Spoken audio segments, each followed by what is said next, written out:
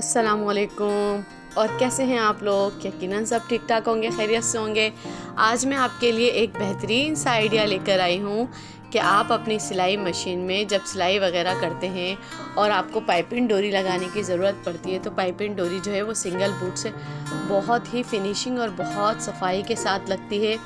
ये आइडिया मैं आपके लिए लेकर आई हूँ कि देखें आप अपनी सिलाई मशीन में ख़ुद से किस तरह से बूट चेंज कर सकते हैं। अगर आपकी मशीन में डबल बूट लगा हुआ है और आपको सिंगल बूट लगाना है और आपको लगाना नहीं आता, तो देखें जिस तरह से डबल बूट हमारा लगा हुआ होता है, फिक्स हुआ हुआ होता है, बिल्कुल इसी तरह से सिंगल बूट को भी इसी तरह उसी पेच के साथ खोलकर आप लगाकर और उसको फिक्स कर दें।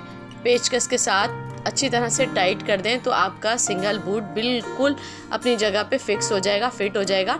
और आपको पाइपिंग डोरी लगानी है या फिर किसी भी तरह की ऐसी बारीक सिलाई करनी है, कोई लेस इस तरह की है चौड़ी जिसमें मोतियों का काम है या इस तरह का काम है जिसमें मशीन नहीं चल सकती और जगह बहुत कम है, पतली है, तो उसमें भी आप सिंगल बूट लगा के आराम से कर सकते हैं। मैंने इस तरह की पाइपिंग डोरी लगाने के लिए बूट चेंज किया है और आपके साथ ये शेयर किया है कि आप देखें इस तरह बूट चेंज होता है, ताकि आप भी आसानी के साथ इस तरह बूट चेंज करें, क्योंकि ये छोटे छोटे काम हम बआसानी कर सकें।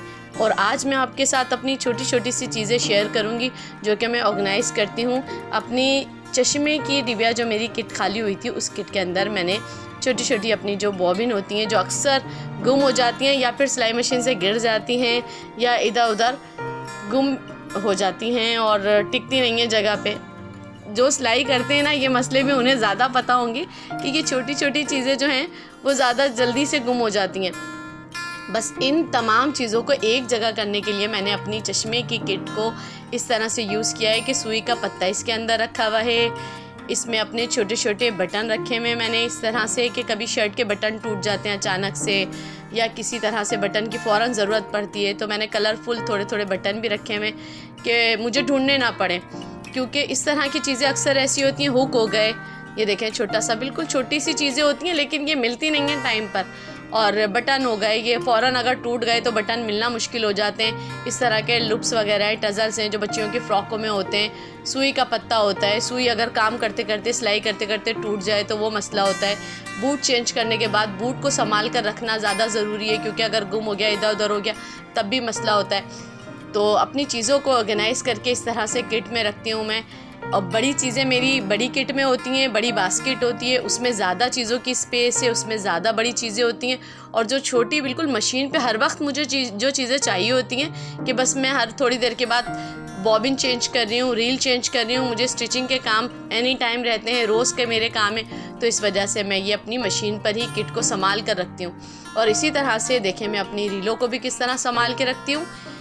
जो डब्बे आते हैं रीलों के, वो मैं पूरे पैकेट जब डब्बे पूरे ख़रीद लेती हूँ तो उन डब्बों को मैं फेंकती नहीं हूँ, बल्कि जो मेरी इस्तेमाल होती हैं रीलें और ख़त्म हो जाती हैं, थोड़ा सा भी धागा बचता है तो बाद में मुझे तुरपाई के काम, बटन लगाने के काम, टज़ल्स लगाने के काम, लुप्स लगाने के काम, इस तरह से ये बचे हुए धागे जो हैं वो मेरे एनी टाइम काम में आते हैं। कुछ नई रीलें हैं, कुछ इस्तेमाल हुई हुई रीलें और कुछ बिल्कुल थोड़ी सी बची हुई रीलें।